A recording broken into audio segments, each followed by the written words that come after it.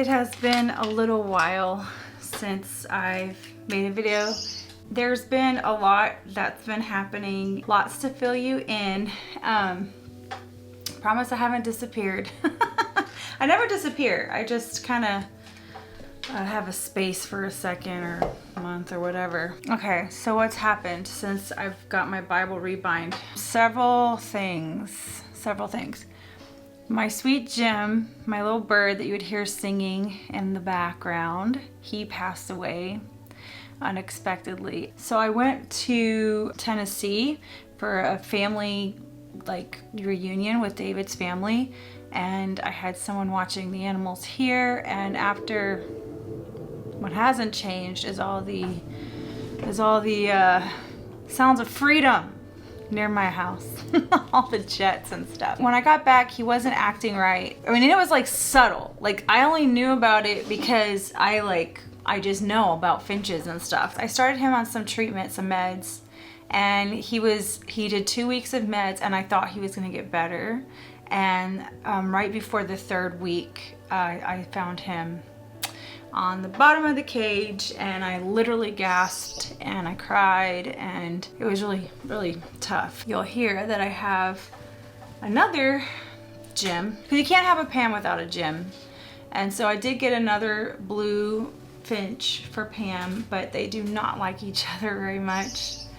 And he's super stressing her out, and I'm really bummed because first Jim adored Pam, and Pam adored Jim, and it was perfect. It was like totally like The Office, and this Jim is mental. I don't know what's wrong with this Jim. So I'm really hoping. I did separate them for a few days like the breeder told me to do. It didn't seem to help. I thought Valentine's might help, but it didn't. That's one sad bit of news. And another news, I got Mavis. This is Mavis. She is my New Holland Lop bunny, and she joined our family, I don't know, what is like a month ago or something? I'm not sure. But she is like purebred and everything, and I got her because I wanted her poop. Well, and she's super cute too. Look at that face. Oh, I love her. She's gonna help give me poop for my garden, because rabbit poop is the best, I feel, for like natural fertilizer. So I got Mavis.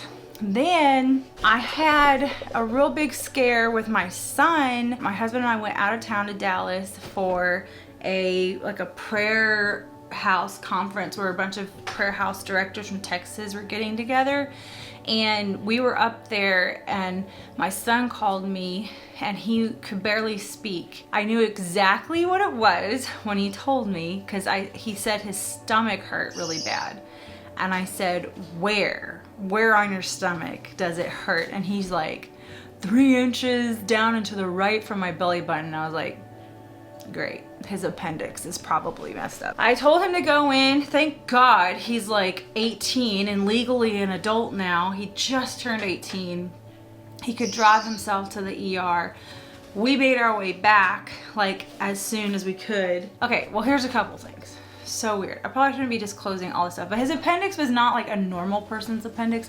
A normal person's appendix is like kind of just goes out towards the pelvic bone, but his went behind. It's called retrocecal, and it went behind the colon. And so had it not been for that weird anatomy anomaly, his appendix, that was what was keeping his appendix from bursting, because it had been 3 days since he had pain. And I was like, why? Anyway, it was just a miracle. He was like literally rushed to the OR. He was number 4 to be in surgery, and then when they saw his scan, the surgeon's like, he has to be next. And we did not make it back in time for his surgery. I was a mess in the car, crying on the way back. Thank goodness for our church community and a friend that went to the hospital to like pray with him before he went into the operating room. Because Ashton's never had like a stitch or a broken bone. He's never been in a hospital, like, thank God, like his whole life besides being born. And so he was really nervous. He had like a little bit of a Matrix moment when he when he actually woke up a little too early from anesthesia and had the trach tube still in his mouth and in his throat, and so he was like, blah. Anyway, that all I heard about later. We made it about 2 hours after he got his surgery, and I stayed with him in the hospital the whole time. And because of all that infection and the way that the surgeon had to get the appendix out from behind the colon, there was some infection that stayed in the body, and his body was going into septic shock. And so we had a really big scare with him. His vitals were all like crazy Mavis. And they were really concerned for him. It was one of those things like when you're on an airplane and you see like the flight attendants look concerned with turbulence or something, then it's like, okay, I guess maybe I should be concerned about turbulence. And so the nurses, when they would get the vitals, they would be like, oh my gosh, like this is not good. And so definitely had to get my prayer warriors involved and pray for my son. But now he's fine. We just had the post-op with the surgeon, and he was like, everything looks good, the incisions look good, he can go back to normal life now. I was supposed to go on another trip with my husband on Monday to Missouri, but I opted not to. I think I still have a little bit of PTSD from the last trip. Yeah, I don't know. I just feel like I can't leave the boys, even though they're totally fine. Like they can drive.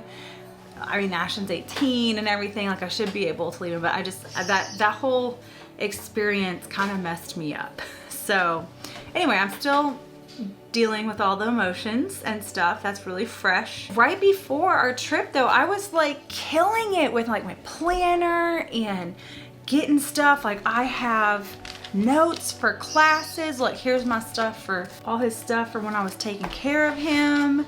Oh my goodness. Like I was doing so well with accountability with my time again. I kind of spiraled into this little bit of a kind of depression or something. I don't know if it was really depression or not. I just was really down. I think it had to do a lot with weather as well here. Do you see this bar? Okay, my hair looks awful. I'm gonna delay that back. I decided to try this time accountability thing in my planner, and it worked really, really well. So I've done it several days. Now, ever since Dave's gone, I have been totally lounging. I've still gotten stuff done. I mean, look, my wall is starting to be done. There's something coming here that I'm really excited about. It's gonna be really fun.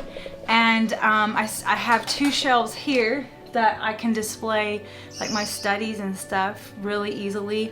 I've been going through my crap. I haven't been filming it like I was starting to. I can still probably do that, but just trying to, like, it's always the first video back that's the hardest, you know what I mean? Like as far as like getting back in a swing of things. And I'm also working on the website for the Tabernacle, and I also have all my gardening stuff that I gotta do. Like I'm preparing for my garden this year, and by golly, this year I'm gonna get it in the ground early enough. And then my next, oh, that's the other thing that happened. Like when I had surgery, oral surgery in my mouth. So much stuff has happened. I had to get a tooth extracted, another implant. It's so crazy. But anyway, yeah, so I have a lot of things going on, but I definitely, I'm back in my office now. It used to be so bad you could barely walk in here. You can see the floor now. I mean, I was in here to like check on Jim and Pam and like talk with them and stuff, but like as far as being creative and like making time to do things, like I think I showed this one on my Instagram page. Like I did, why is it so bright? I did this page for my new insert. This is the Tomoe River, the regular Tomoe River paper. It's before they changed it. And so it's the 52 grams. And I think I got this from Paper Penguin a long time ago. It's the regular craft cover, but I'm gonna decorate it. And I've only done 2 entries in it, but I have a lot of writing that I need to do. And I feel like when I get in a flow of planning and writing, expressive writing, that's when things go well for me as far as like being productive and feeling like purposeful and stuff like that. I've just literally have had all the wrenches thrown into my gears. I mean, I've gained some weight and everything. Like I started a sugar fast. I was doing great.